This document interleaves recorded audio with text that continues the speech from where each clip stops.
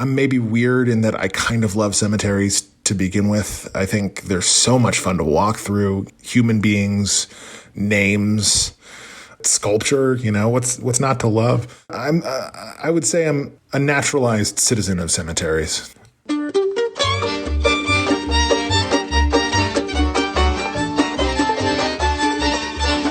This is The Book of Life, a show about Jewish kidlit, mostly. I'm Heidi Rabinowitz.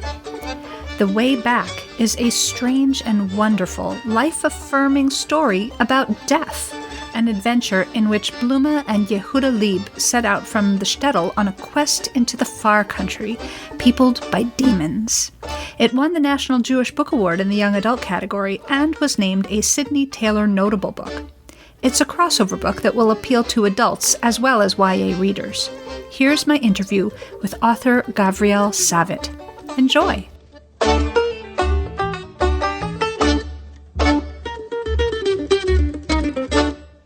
Gavriel Savit, welcome to the Book of Life. Thank you. Thank you for being here. Give us your elevator pitch. What is The Way Back about?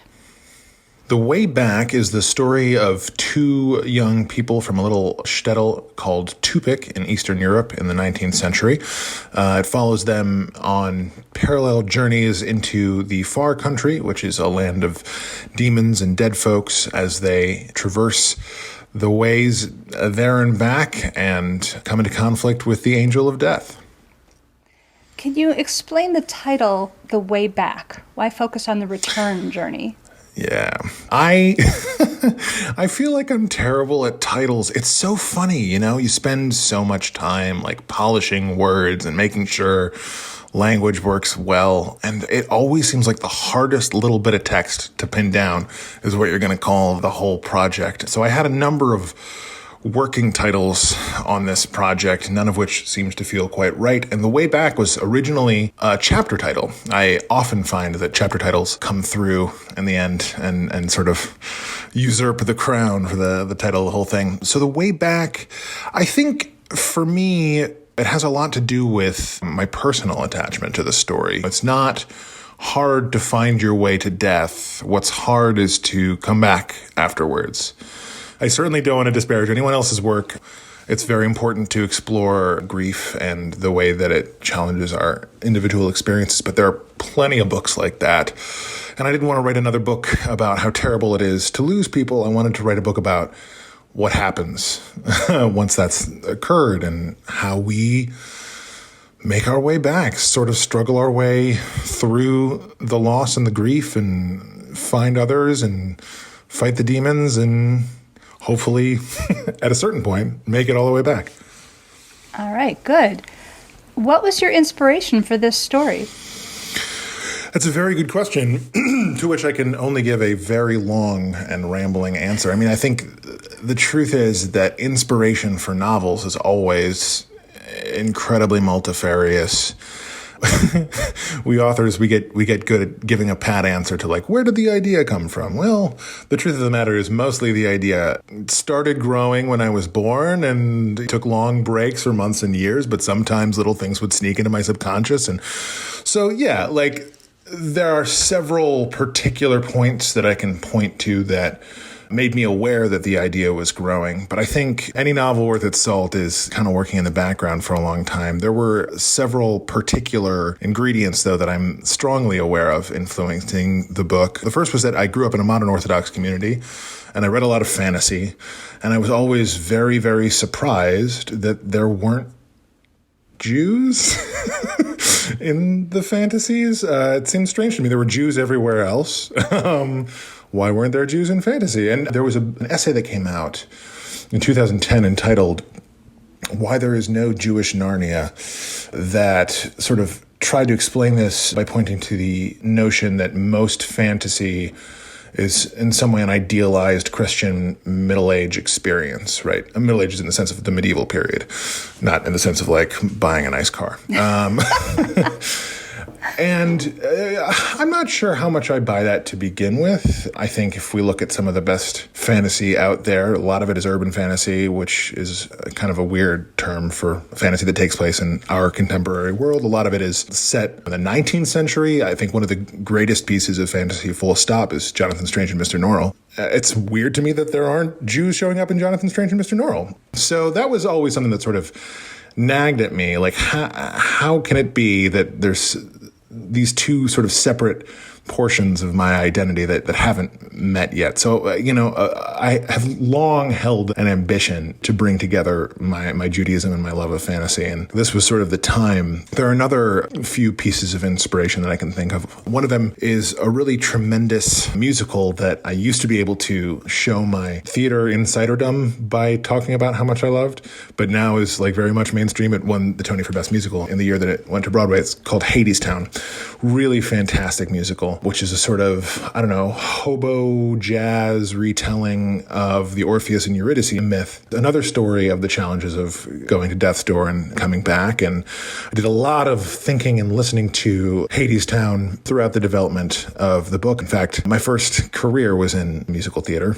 I actually had the opportunity to audition for Hadestown. Wow. Not for the Broadway production, but for one of their out-of-town productions in Edmonton, Canada. It was really great. I was able to sing the music with Aeneas Mitchell herself, and that was a great pleasure. Obviously, I didn't get the role, or else probably the book would have been significantly delayed, but the soul of Hadestown definitely, I think, is deep in the way back. The final piece of inspiration, probably the most proximate piece of inspiration, was that at the very beginning of 2017, I met death for the first time. I lost my first child at the age of 28 weeks gestation, which is later than these things often happen. And at that age, I suppose, the body has to be born. So I had this very obviously difficult and strange experience with my wife of delivering the body of our first child. And when I held her, I was surprised to find that she had my face. And that was a very deep and bizarre and interesting and unshakable experience. And it sort of took me all the way to death's door and prompted me to try and find my own way back. And the writing of the book was a large part of that process for me. I'm lucky to be able to live my life as a full-time artist, and, those sorts of experiences are going to make their way into the work one way or the other. So I thought it was best to turn and face it and sort of embrace it and try and understand it through the work and with the work as much as possible. Obviously, that was an incredibly difficult experience in my life, and nothing's ever going to change that. But I will say now that having incorporated it into my life with this book, it feels less like an interloper and more like a piece of the furniture. It's got its comfortable place in my life, and I think that's the most we can hope for in situations like that. Wow, I'm so sorry about that. Thank you for sharing that. And it does seem like the book must have had a therapeutic effect, because you do seem like at peace with it in a way that you wouldn't expect hearing that news from you. It was several years ago now. I'm lucky to be the father of two beautiful, healthy daughters now, which obviously also helps. Yeah, it's hard, right? Because therapeutic is probably the best word, but it also feels, I don't know, insufficient in some ways. One of the really fascinating things about having an experience like the one my family did is that in Jewish tradition, there are no mourning rituals for people who didn't live past 30 days. So you can have a perfectly healthy child. If it dies on day 29 of its life, you don't say Shiva, you don't say Kaddish, none of it. On the one hand, I actually found it useful because I think it's really important to be able to make a distinction between what is a realized, achieved human life and what is a potential human life. So in some ways, I think having that distinction drawn by the tradition was really useful.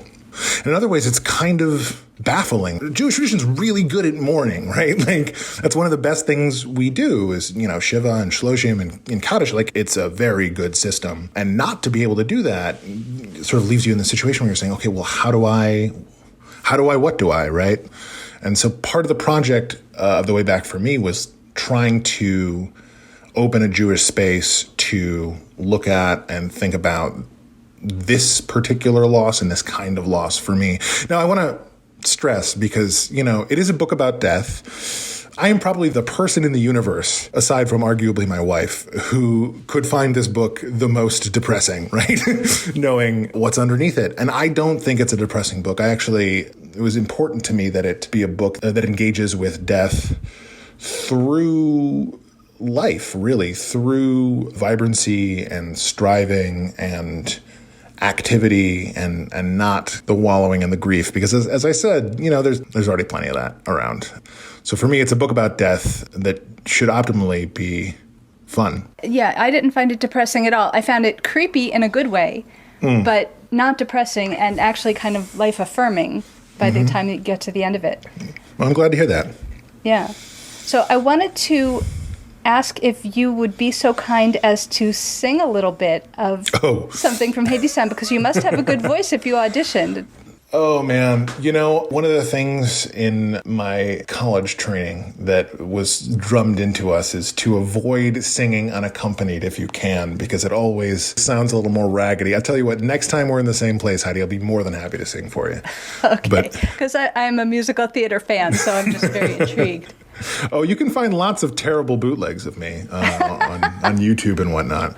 If you're truly motivated, I will look them up. All right. I have a BFA in musical theater from the University of Michigan. That was my sort of first career. It's a really interesting trajectory to have come from performance into writing. They are very, very different and very similar in some surprising ways. The number one thing I miss about performance is the sort of communal creativity, which is not so much available when your job is to sit in the proverbial garret typing away at all hours of the night. But the upside is I got really tired in my theatrical career of waiting for permission to do creative work. It's the worst thing about theatrical life is that you want to be working. All artists want to be working, but without a group, even if you're doing a solo performance, you need someone to light the thing. You need someone to sit out front and tell you when you're messing up. There's no theater alone, whereas I can easily make up my little stories and send them out into the ether all by my lonesome, which is a saving grace. Right. So we talked about how Jewish fantasy is rare. Do you have any theories as to why Jewish fantasy is so rare?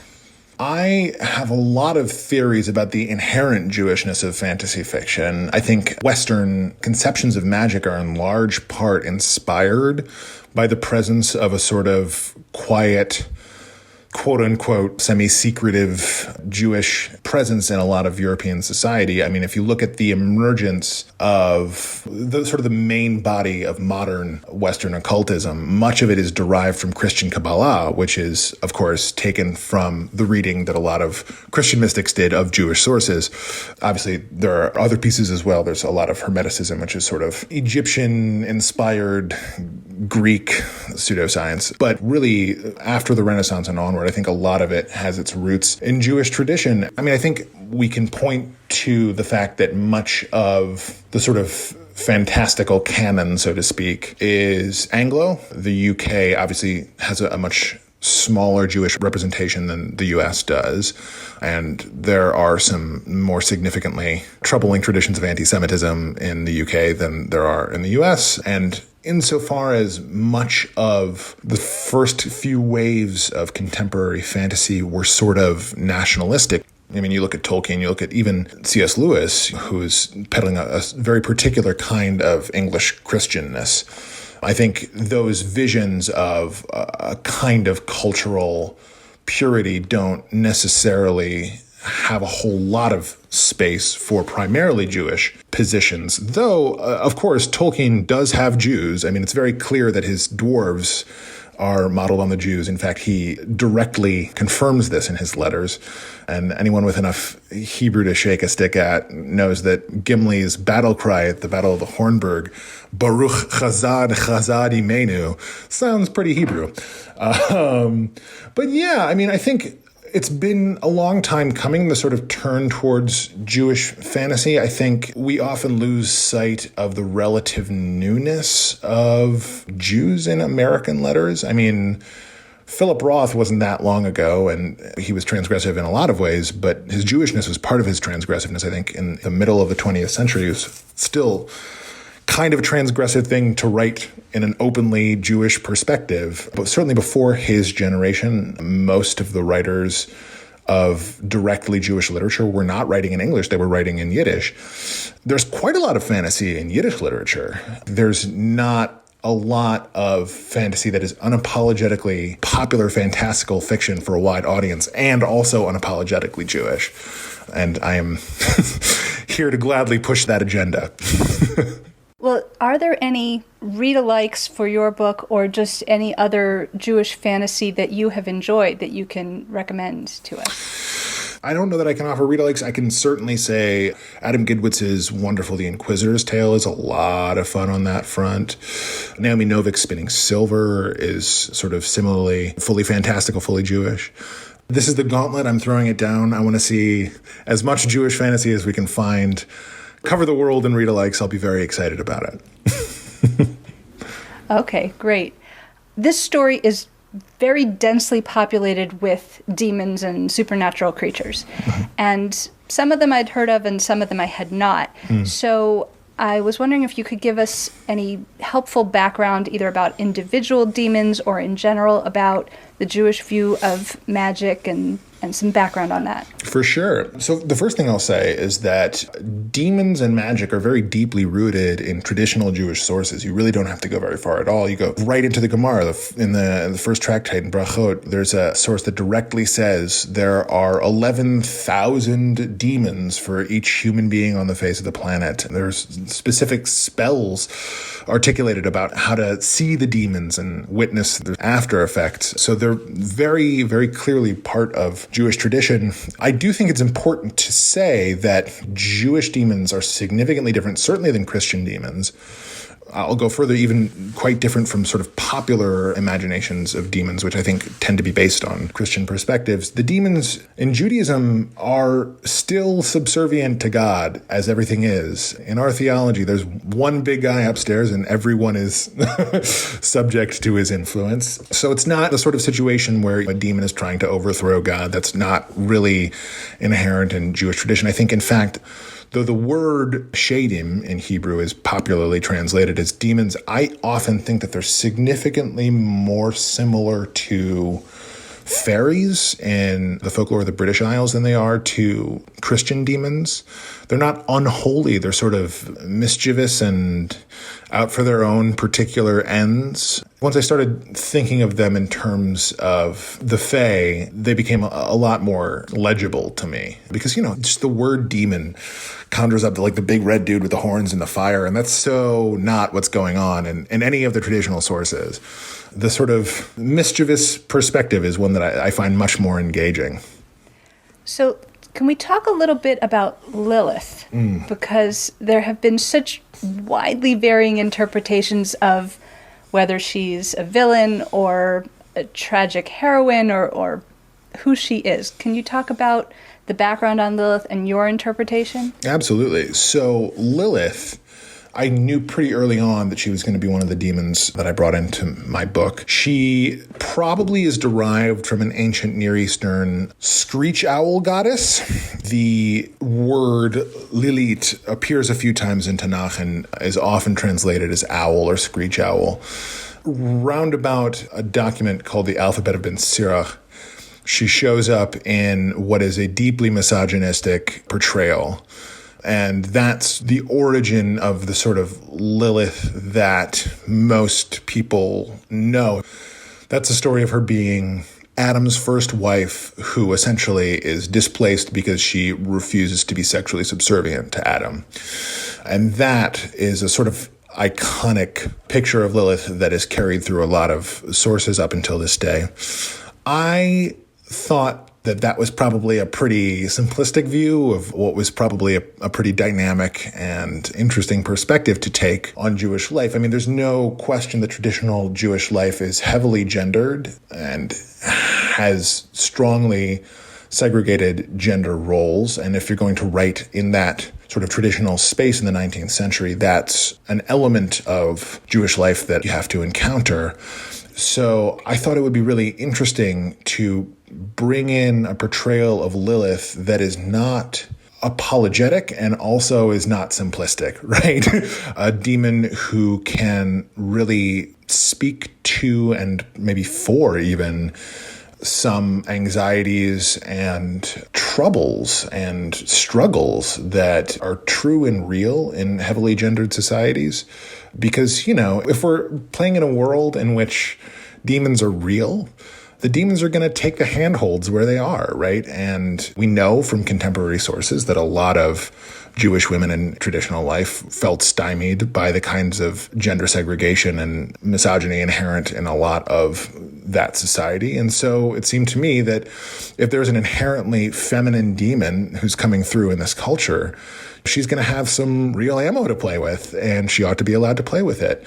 There is, I think, a strong urge to make female and feminine characters into sort of super heroines without struggle or without challenge, without blemish.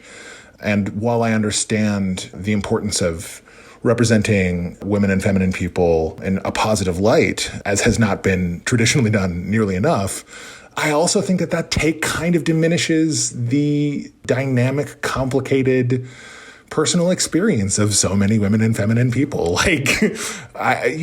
Perfect people are boring. Struggles are interesting. That's why we're all here. And so it's definitely something that I thought a lot about and wanted to be very careful about. I didn't want anyone to be able to hold up my Lilith and say, you see, women are bad and wrong, because that's certainly not how I feel. And hopefully we can see in the way back a Lilith who is preying on certain anxieties that are imposed on women and feminine people in ways that feel resonant and real. Great. And I want to also just acknowledge what a feminist book this is. Thank you.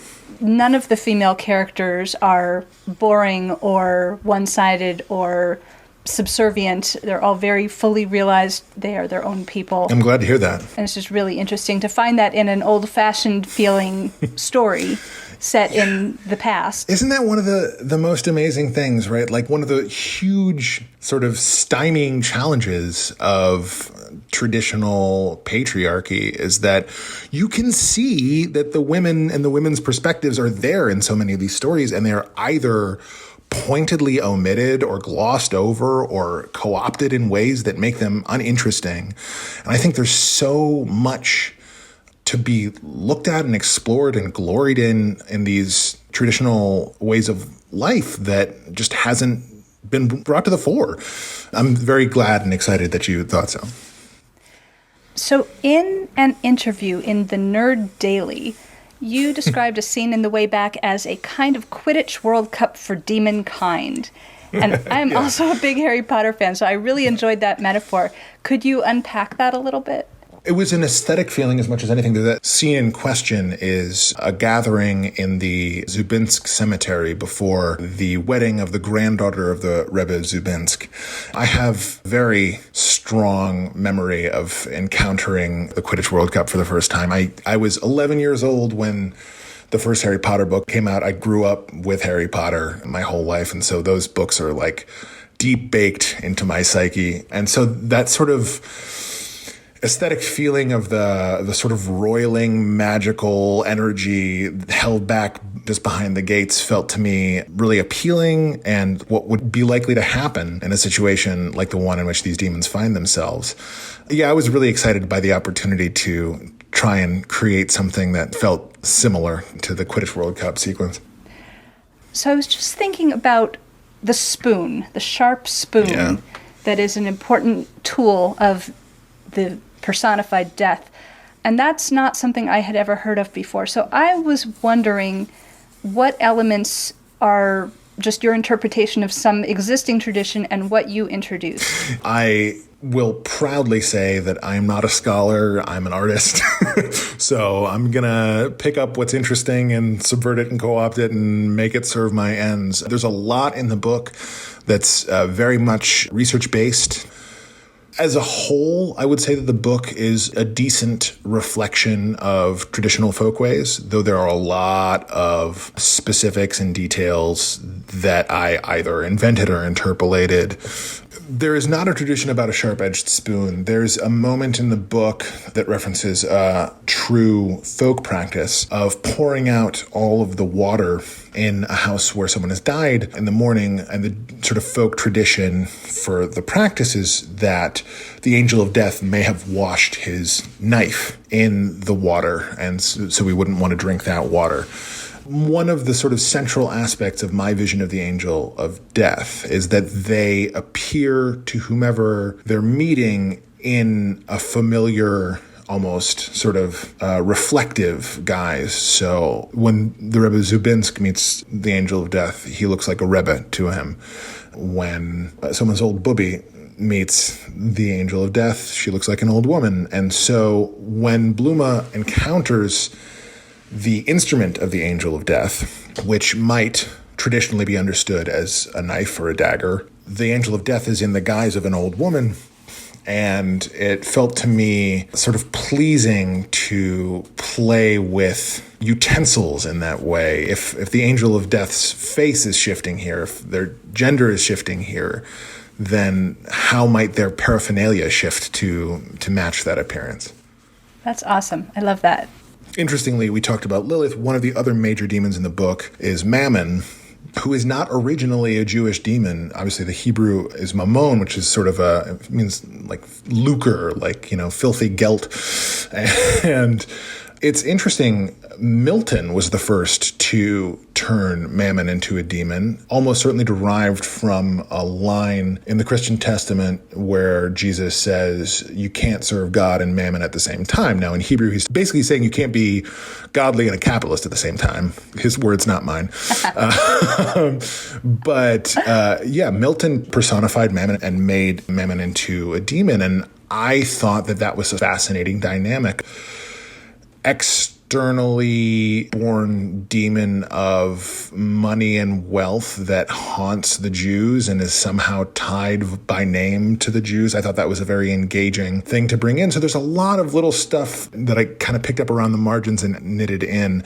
But on the whole, I would say it was important to me that anyone with a strong Jewish background or Jewish education could pick up the book and read it and feel that it was familiar and an accurate representation of the sort of picture that we all have in our souls of what was on the other side of the ocean. I felt like there was a sort of a Neil Gaiman vibe to this book. Oh, absolutely. Yeah, Neil Gaiman is one of my rabbis, I would say. I remember reading through the Sandman series when I was, in middle school and high school. I sort of frantically took them out of the Ann Arbor Public Library, volume by volume, and they really just enchanted me and blew my proto-storyteller's brain open in terms of scope and scale and what we can lay claim to as magic and what we ought to lay claim to as magic, and the sort of deep aesthetics of what it means to be a sort of magical storyteller. So definitely there's a lot of Gaiman in my inkwell, I would say. Excellent. Are there any other influences or your rabbis who you would want to acknowledge? Oh, man, so many. Tolkien was a big one. I mentioned Harry Potter before. Susanna Clarke, who, by the way, just came out with a phenomenal new book, Piranesi, that everyone should read if they're interested in fantasy. It's wonderful. Yeah, I'm a magpie, If it hits me at the right time, I'm going to squirrel it away. I always really enjoy writing acknowledgments.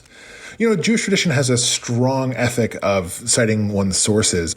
think it's in Pirkei Avos, but I'm not sure. It's definitely in Talmud somewhere, the notion that whoever cites their sources is basically saving the world. So it always feels good to me to get to the end of a project and be able to say, these are the sort of aesthetic colors that are chasing themselves around my brain while I'm doing this. I came from musical theater. Before I was a musical theater performer, I was a musician. I played the violin starting at age 3. So music is a very, very deep part of my process. The first thing I do when I start working on a new project is to go to Spotify and start a playlist that accompanies me all throughout the process. And I actually have my working playlists for all of my projects available on my website, gavrielsavit.com. You can go and you can listen. It's a really interesting practice for me, right? Because it's sort of Pavlovian. It slips me into the atmosphere of the project. I'll circle back to one of these playlists years and years later, and it'll automatically just throw me into the aesthetic world of the project. I could go on and on about all the different influences and contributories to the work. Sometimes feels like there's nothing original in it at all. It's just a giant collage. But, we'll keep my imposter syndrome for my therapist. When you dedicated this episode in the teaser, you dedicated it to the denizens of the Fairview Cemetery in Ann Arbor, Michigan. Yeah. Yeah. Tell us about who you were thinking of specifically. My wife and I moved back to Ann Arbor, where we both grew up after our stillbirth. And we lived in this little apartment building right near the shores of the Huron River. This tiny little cemetery, which is one of the oldest in the city, is right there next to the parking lot. And I used to walk my dog in there all the time. When you're writing a book about death, about passing through cemeteries to the far country, having the company and support of a cemetery's worth of the departed to visit with every day as you work through the ideas is invaluable. I'm maybe weird in that I kind of love cemeteries to begin with. I think they're so much fun to walk through. Human beings, names, sculpture, what's not to love? So yeah, there are several cemeteries that played a very important role in this book. Fairview Cemetery in Ann Arbor is maybe primary amongst them, where I thought of most of the things. But much of the book was written in New Haven, Connecticut. The Grove Street Cemetery there is a phenomenal cemetery. I think it's the oldest house of worship affiliated cemetery in the country. It's really amazing. And then also, even if you haven't been to Prague, you may have seen pictures of the old Prague cemetery, because it is a staggering Jewish cemetery. It's very small relative to the number of people who are buried there. And so the gravestones all stick out like sort of jagged teeth. It's very, very atmospheric. And I was privileged to visit it not long before the stillbirth. So that also sort of wormed its way into my brain. So yeah, no, I would say I'm a naturalized citizen of cemeteries. That's great.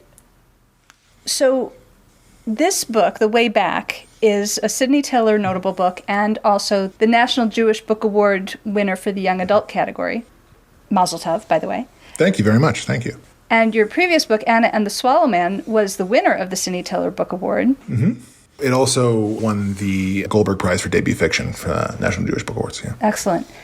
So, other than both being written by you, do you feel like these two books have any particular relationship? Oh, man, that's a really great question. I mean, the fundamental connection is my weird pseudo-magical aesthetic sensibility, I suppose. Anna and the Swallow Man is, at its core, a book about uncertainty, which for me was a very exciting prospect and a deeply underexplored facet of human existence that is very basic to life. And there's something obviously 180 degrees opposed about writing about death, which is perhaps the most certain thing there is. I think they might complement one another pretty well. They both look at these big questions from the perspective of young people, which is probably the best perspective, generally speaking. I try and keep my perspective as immature as possible. They're both about finding the magic where it is. I definitely think they would recognize one another at the family reunion. It's Tikkun Olam time. Mm-hmm. What action would you like to call listeners to take to help heal the world? Yeah, I thought a lot about this, and I want to thank you for the opportunity to talk about this, because it's a great idea. Obviously, the world is in kind of rough shape right now on a number of fronts, and I'm happy to say that there are a lot of people who are calling for material support for all sorts of worthy causes. I know that from my own perspective, I have limited material support to offer to all of the worthy causes. So I thought it might be worthwhile to try and think of something that might repair the world from a more internal perspective. This is what I was thinking about. Unexpected kindness is, I think, maybe the most important thing any of us can receive, and we all receive it all the time, and I think we're often grateful for it in the moment, and we often forget about it very quickly. So for my call to Tikkun Olam, I would like to invite people to take somewhere between 2 and 5 minutes at some point today and sit in quiet and try and think of someone who was kind to you in a time and place when it wasn't necessary, and to sit with the gratitude and to think about that other person and to imagine where they are and to try and send some kindness their way psychically as much as possible. Because yes, absolutely, we are in a place where we need to support each other with material means. But I also think we're really in a place where we need to reach out to one another and be interconnected and not individual as much as is humanly possible. And I think it will do you good to take some time to meditate on your gratitude for other people. For some people, it will definitely feel like it does good to send gratitude out through the ether. I don't know if that has any objective reality, but I think it's definitely a worthwhile gesture to undertake once in a while anyway. So even if it feels hokey, I invite you, do it. I think you'll feel better. Great. Thank you. I like that. It's a creative answer. Is there anything else you want to talk about that I haven't thought to ask you? You're very fun to talk to, so we could just sit and talk about lots of different things. Thank you. I'm enjoying this too. Oh, and I will say this. Look, I write fiction, so this is going to sound self-serving. But I have to say that nothing has felt more useful to me during this absurd period of upheaval than reading fiction. I, for much of my adult life, have not read that much fiction because I'm reading for research and because I'm busy with other stuff.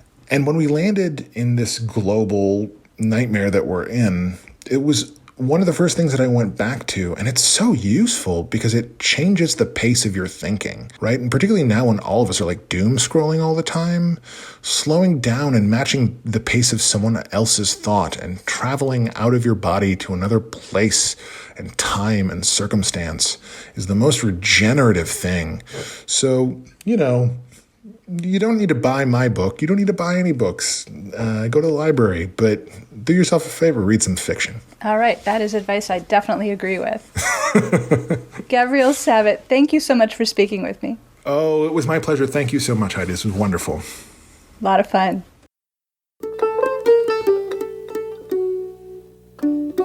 Hi, this is E. Lockhart. I'll be joining you soon on the Book of Life podcast to talk about my new book, Whistle, A New Gotham Hero. And I'd like to dedicate my appearance on the podcast to the writer Fran Lebowitz with thanks for the laughs.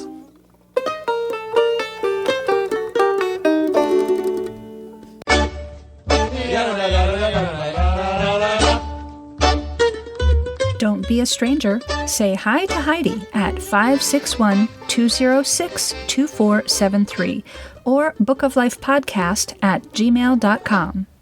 Check out our Book of Life podcast Facebook page or our Facebook discussion group, Jewish Kidlit Mavens. We are occasionally on Twitter, too, at Book of Life Pod. Want to read books featured on the show?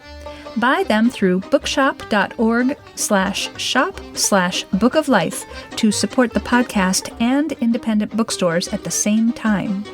You can also help us out by becoming a monthly supporter through Patreon or by making a one-time donation to our home library, the Feldman Children's Library at Congregation B'nai Israel of Boca Raton, Florida. You'll find links to all of that and more at bookoflifepodcast.com. Our background music is provided by the Freilach Makers Klezmer String Band. Thanks for listening, and happy reading!